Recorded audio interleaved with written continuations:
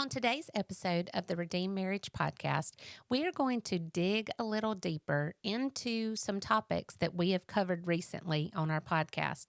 We get lots and lots of questions from people about how did you actually get to the point where you had an affair? Today, we're going to talk a little bit more about that. Stay tuned. Hello, folks. Welcome back to the Redeemed Marriage Podcast.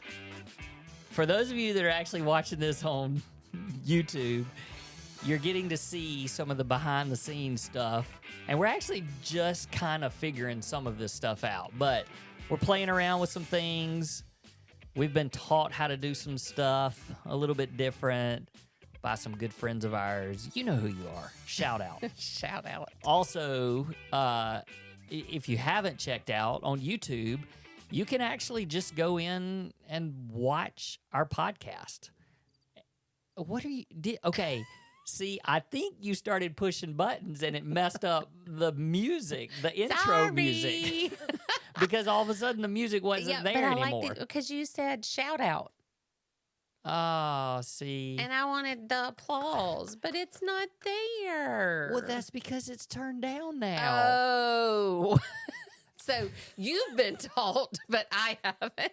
And not only has it been turned down, the music is, I think, probably still playing if I turn it back up. You've just messed this whole thing up. Sorry. Okay. Hey, look at me. Okay. Do not touch the toys. Okay. The No toys, buttons. the Okay. toys, they're my toys. Okay. They're not your toys. Okay. All I will right. not touch the buttons. Don't touch the buttons. That reminds me of the, what is it, Finding Nemo? Yeah. You touched the button. It was the boat, wasn't Yes. it? Uh-huh. Okay. Yep. He touched the butt. Hey, are we going to talk about marriage today Let's or do what? it. Let's do it. Okay, so apologies if none of that worked at the beginning. We're going to chalk that up to Heather touching things that she shouldn't have been touching. It's so pretty. Because I didn't see you touch it, and I was like, what happened to the Sorry. music? Well, I thought that was the applause one, but it was crickets. Sorry. Okay. Okay. Well, here we Moving are. on. Moving on. Moving on into the topic for the day. Is there anything else we needed to cover? No. Just that we're on YouTube, and it should be a great video this time. Yeah, it definitely has audio. Well, we say definitely. If we recreated it the way we were instructed, and by we, I mean me, if I recreated it the way that I was instructed to recreate it, then the audio that you're getting on YouTube should be the same audio that Same you're quality. getting. Yeah, so that's kind All of of cool. that. So we're just very grateful for people that love what we're doing and want to help and invest. Yep. And What I love about the audio is we threw it up there last week because that's the best we could do. That's what we knew to do. And somebody wiser and smarter and passionate about what we're doing said, you know what? I can fix that. Yep. And he was over here that week and got us all set up. And we're just thankful and grateful. And there's more to come. So even with Yeah. some of the video stuff that we've kind of got dreams about and that we want to do in the future, it's good because we've got people that can help. Yeah. That's a good thing. And we're sitting in this beautiful space. I've had so many people compliment on social media, comment on Cassie on Design. She crushed it. Yep. She did such a great job. Yeah, so okay, there we are. Let's now stop our rambling and actually talk about our topic for today. So, this is something that Heather wanted to expand on a little bit, and I would say that when we are coaching with couples or we get questions and stuff, one of the big ones is like how did this even happen? And trying to explain it to somebody that was betrayed, it feels like an impossible task.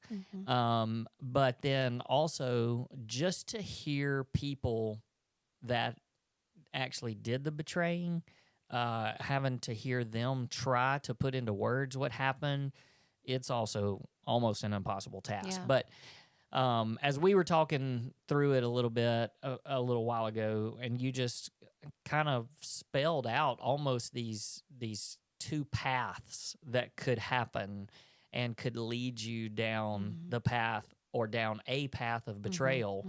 And you know what we say today might give you a little bit of a give a little insight and a little glimpse at least into our story. And it's not like these are new things that we've talked about. We just, the more we share and talk with people, I think we get a better understanding of what happened. And so it's very healing and helpful to us the more that we share and the more we talk to couples, and we just understand even more and more about ourselves and our own stories. Yeah. So, and we also get questions that maybe we've never really thought about. It's like, I've never really thought to answer that specific question. And so it takes lots of digging and reliving and rethinking, which is oftentimes exceedingly painful. But it's worth it. You know, as we talk to people, and we 90% of the time we talk to couples, but every now and then you'll talk to a guy, or I'll talk to a girl. I'll go have coffee with somebody and or talk on the phone with somebody. And I just am reminded of just the individual issues and problems that can arise in marriages that can lead to betrayal. yeah, I was just going to say, you know, recently our passion is talking to couples. And so we get to do that a lot, and we love it because we're together doing it. But recently we have had, I've had some guys that I've started meeting with just one-on-one, doing some mentoring. And these are people that we've done marriage coaching already with as couples. And so now being able to sort of journey just on the guy side, and you journeying some with some ladies. And you know, I just think it's been real, like you said, it's been really helpful to think through some of this stuff and talk through some of this stuff that maybe we don't always do as a couple and with another couple, and just dealing like what you said with some individual stuff that goes on. Right. And I know it's been really helpful to me. I've really enjoyed spending some time just one-on-one with other guys. Yeah, agreed. And same with me. And, you know, it's scriptural for you to pour into younger generations. And I'm not saying that we only meet with people who are younger than us. Right. But I mean, it's biblical. It's what we're supposed to do as believers, is pour into other people, especially on things that God has taught us. And so just through some of those conversations, of course, one of the things that comes from our podcast is that we start getting questions about that. I keep having to lean up. If you're watching our video, I love to make eye contact with you. Well, I know. I've got to adjust the arm of our boom stands a little bit better because I've got, it's like I'm, looking through. I'm just trying to catch you through these little cracks in the boom stand, but it's okay. Do I look prettier through the cracks? I'd love to see your whole face, but that's fine. All right. So, what I was going to say is, I feel like through these discussions and questions that we get from people about our podcast, they just want a little more depth. They want a little bit more. And sometimes I feel like, gosh, we told everything we could have told, but it's the why behind some of it. And I get asked all the time, how did you get there? Like, how did you possibly have an affair? You know, and that's so hard to put into words, but oftentimes I want to relive it. I want to revisit it. I want to dig deep and ask God to reveal things to me in that way, because if it can help just one person stay out of the mess that I created for ourselves, for our story, I want to do it. Yep. And so, as I was thinking through this, because a couple of weeks ago, I think we did an episode on me before infidelity, like who I was before infidelity, and some like red flags that people could see and go, oh, yeah, that's not healthy. But then also, I want to dig in a little bit deeper about the path that I took to get there. I think that there's one of two people that are listening to this podcast today. And maybe you find yourself in this camp. If not, then text me and say, there's a third one or there's a fourth one. But I think there's people who are like, it's never going to happen to me. I hope that you're strong enough in your marriage and in your faith that you're like, you know what, that's the enemy's never going to get me in that area. He may attack in different ways or he may attack in this, but he's not going to get me. And I hope that you're standing firm in that. And then I think there's a camp of people who say, you know what, I'm close. I have, ventured into some of the stuff that we're going to talk about today. I've even had a woman say to me, I'm one step from crossing the line. And I don't want people, like I want people to be scared of the line. I want them to stay so far away from that. We have talked about though, if you're in the side of it's never going to happen to me, sometimes that can be a danger. Because I think that's kind of where I was. Definitely. It was, that's not going to happen to me. And I judged people. I mean, I've said that before. That's not new information. That I judged people that had walked through betrayal and had an affair and thought, how could they ever? But there is a side of that too, where you need to be confident in that it's not going to happen to you. there's a difference, and we've said this before, there's a difference in confidence and cockiness. Yes, absolutely. And the confidence of, Satan's not getting this, Satan's not getting my marriage. And, we have things in place and boundaries and stuff that we talk about all the time, but those things are in place. And so it's like, that is not happening. That's right. And it's not the cocky or judgmental. I would never do something like that. That's right. Because like you said, that's kind of the path that you and I were both on. Sure. That's never going to happen to us.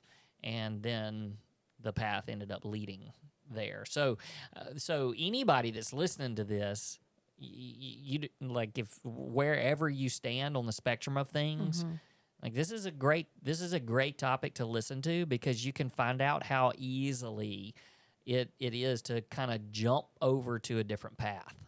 Absolutely. So I was explaining to somebody the other day how I feel like we make agreements with ourselves a lot of times, in that it's not that bad or I can handle it. I think there's a really big danger in that. I can look back, and I've said this before, that I have a specific moment where I can look back and think, if I had checked up in that moment, if I had said, this is wrong, then I don't think I would have gone down the path to betrayal in that moment if I had caught it. And I think about the moment that Eve had in the garden. And, God had said to her, like, the perfect creator of the universe is walking with her and with Adam and saying, all of this is yours. And of course he gives them jobs and blah, blah, blah, blah, blah. But then he says, you cannot eat from the tree of the knowledge of good and evil. And he says, if you eat from it, you will surely die. Well, verses later, here comes the enemy contradicting what God said. And what he said to Eve was, you will not surely die. So he's saying, if you make this decision that God told you not to do, you won't surely die. Like, he just contradicted what God said. And so I think that in my mind, even though I wasn't thinking about Eve, it was a moment of, I mean, that can't be what happens if I just do this. Mm-hmm. You know, it's just a moment of, it's not that bad. I can handle it. Surely he wants me to be happy, as in God. Surely God wants me to be happy. Surely if this brings me joy, just, just flirting with danger, I think was a really big key point and a key moment in my journey. Well, Adam and Eve had been walking with God. And so it was a true and real friendship. And there was intimacy there. And for Eve to see, this was a boundary. And God said, you can't have that. Mm-hmm. And when the enemy got into her head to say, now, really? I mean, God, you and God are tight. Like, you really think that by eating that you're gonna die? Right. Like, like he loves you. I mean, and those are the kind of things that you start thinking of. No, I mean, this is not that bad. And you've said it before. God wants me to be happy, and I'm not gonna go to a point that's further than that's too dangerous. It's not going to get that far. And it's just the one step closer down the path to destruction. Yeah. So there's a couple of different scenarios that I want to talk about in marriages.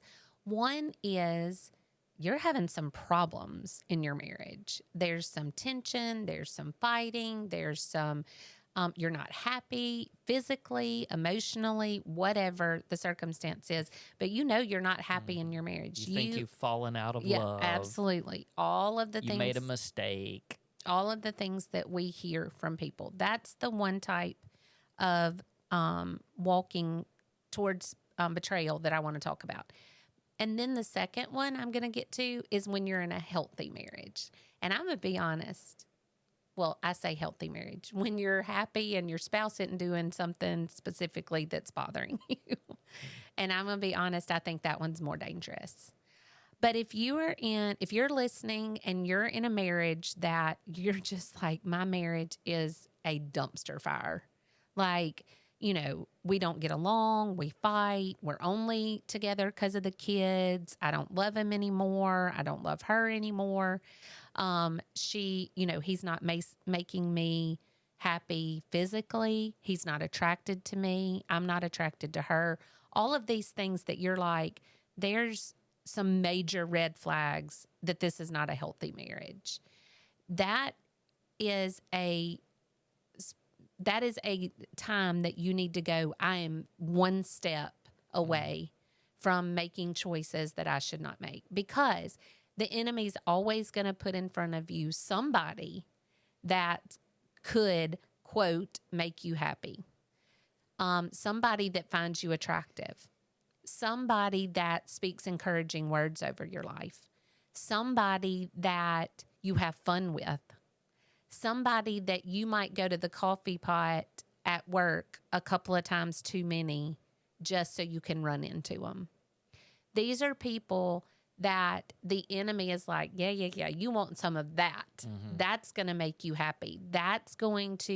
Life would be better if you were with them. Well, if you get up in the morning and you are getting dressed thinking about somebody else and what they might think about what you're putting on, or if when you get in your car and you kind of go out of your way to drive somewhere that you might see somebody else, or might drive by their house, or just that chance, if you're doing something out of the ordinary just to see if maybe you'll run into that person. I'm just going to check their Instagram page and see what they're doing. And Yep. wonder if I'd run into them here.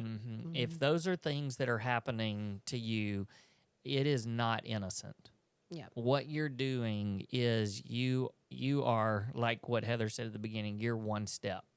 You're just one small step away from crossing a line that really is going to lead to destruction. And even if in your mind it's not that, if it's in the other person's mind, if you're being available for that person to talk to. I think that's a great point, because you might have some boundaries that are there that the other person doesn't. And, the way these things go, you're not stupid. Like, you know when someone has already taken down some boundaries. And that's exactly right. If the other person is doing those things and you know it, but it makes you feel good, and you're like, well, I'm not doing those things, but I sure do like that they try to drive by my house to see if I'm home, or, that they are, hey, I think I mentioned that I like that shirt, and he's wearing that shirt again, and that's probably for me, those kind of things. Look, it's already crossed the line into it. An adulterous relationship, in my opinion. Well, okay then. Yep. So it is definitely crossing a line that is betrayal with your spouse, because that is only something that should be reserved for your spouse. That you get up in the morning and wonder, oh, he likes this shirt on me. Or making special efforts or listening to conversations or whatever it is, that those are reserved for your spouse and your spouse only. So if you find yourself in that spot, get some help. Reach out for help. You cannot worry about what somebody else is going to think about you. You have to be able to admit, hey, I'm having some thoughts that I probably should not have, and I'm afraid of where those thoughts are going to take me. Because I have said this until I am blue in the face. I did not wake up one morning and say, today I'm going to have an affair. It doesn't happen that way. It happens one slippery thought, one slippery step at a time. And the ones that seem so innocent, the ones that are like, that's not a big deal, the ones where you think I'm in control, the ones where you think, did God really say? Until ultimately you find yourself in a place that you never dreamed that you would be. And our Pastor Chip says all the time that sin will take you further than you ever thought that you would go, and take away more than you ever dreamed that it could. There's probably more to that saying, but in this, that's what you have to know. That, and if you're saying, yeah, but that's not me, that's the enemy talking.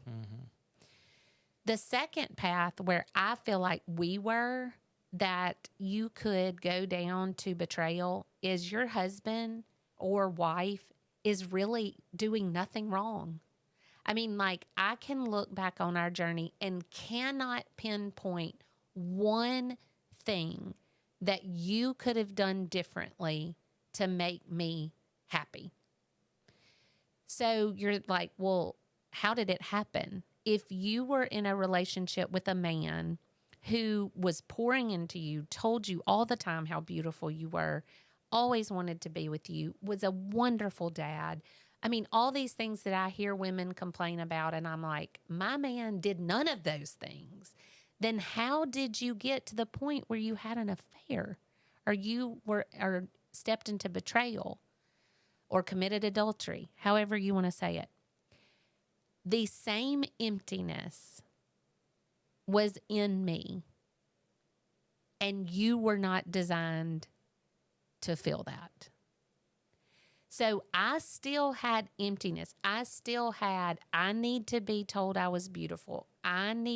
Even though you were doing those things as my husband, there was something in me that needed to be filled, and no one was designed to do that except my relationship with the Lord.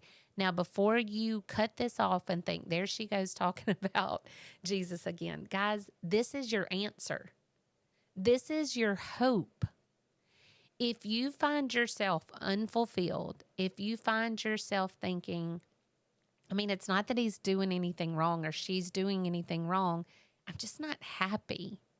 Or that person at the gym, when they compliment me, it just makes me feel different than if my spouse does. Or that person just talks to me at work and we just have good conversation. And I just so much enjoy talking to them instead of, or they really need me to be a good listener and they need me, but their spouse does not listen to them. So I can definitely fulfill that role. If you are thinking any of those thoughts, and some I know that I have yet to mention, or you are in a spot where you are searching for someone else to fill a spot in you that was only meant to be filled by your relationship with the Lord. You have to know who you are and whose you are. And if you do not know those two things, then you are going to constantly be searching for someone to make you feel valued, for someone to make you feel loved, for someone to make you feel appreciated, for someone to make you feel worthy. And that will not be your spouse, and it will not be any other man or woman that you come into contact with. No one can fulfill that purpose except for your Lord and Savior, Jesus Christ. You can't drop the mic because it's on a stand It right is now. on a stand. But gosh, I'm just passionate about that. I just wish that's the one message that if anybody heard from me, if you can believe that, there you cannot step into a relationship that is not God honoring if that is your focus. If your focus is, I know who I am and I'm a daughter of the King and I know who I am in Him, then you're never searching for anybody else, your husband, a coworker, your children, nobody. Are you searching to fill that void in your life? Because the only one that can fill it has done that. Yeah, and I think that what happens when that is your story and when that becomes who you are and whose you are is then we've said this so many times, but it lets your spouse off the hook. Yes. And it lets them off the hook to the point that at that point when they give, which they're gonna want to give more and more because the person that you Yeah. are is somebody that they want to serve and they want to be, it's attractive, they want to be attracted, they want to be intimate with that person. And when that happens, then it's all just an overflow. And I've said this so many times that then it becomes a benefit to me. Like when I pour into you and you're already full, it's not sucking it out of me. It's overflowing right back to me. So it's almost like for me to give to you, I'm almost giving to myself because you don't necessarily need it. Now that's all part of being married and that's part of being a team And oh, do I go through seasons where I need it? yeah, You know? yeah, but you taking what I give and just being able to overflow it back, then that's pleasing to me and it makes me happy. And when I'm the same way and you're giving back to me and I'm just overflowing as well, we just overflowing all over the place That's over right. here, aren't we? But I mean, but you're right. There's seasons and there's times where, we need more from each other. That's right. And that's okay because we've understood that. And it's not that our, you always talk about the cup and our cup never runs dry because because we know who we are in Christ and we're constantly filling our cup with that. But there are times that it certainly gets depleted in some ways. And so to have a spouse that's constantly doing the same thing, then that's when you pick each other up and help each other when there's that extra help that's needed. But I think it's a great point in all of this to look at it and be able to go, there's this couple and that's struggling in their marriage and they've fallen out of love. And so, or they think they have fallen out of love. And so it's easier to be searching for somebody to fulfill those needs. But then there's also the couple like us that, there weren't these big, huge problems, but you didn't understand that your joy and happiness didn't come from me. And so you were constantly trying to get all of it out, and there was nowhere for it to go because I was never going to fill that cup all the way up. It was so incredibly empty. And so then you were just looking for so many other things, our kids, other relationships, friends, anything that could fill that cup, that void. Because the description that we were given was that, man, when you're in a place where you know who you are and whose you are, that cup is already full. And so the other relationships, your kids, your family, your friends, your spouse, man, it just pours on top, and just then it overflows to everybody else. Yep. So it's a good word. Did you have anything else that you wanted to mention there? I just want to push the button. No, I'm not going to let you push a button. But I have just pushed a button, so that'll at least help us to outro out a little bit. Hey, thank you guys for listening. You're about to push a button. I can already... There it is. Hey, thanks for listening, and we'll see you next time on the Redeemed Marriage Podcast.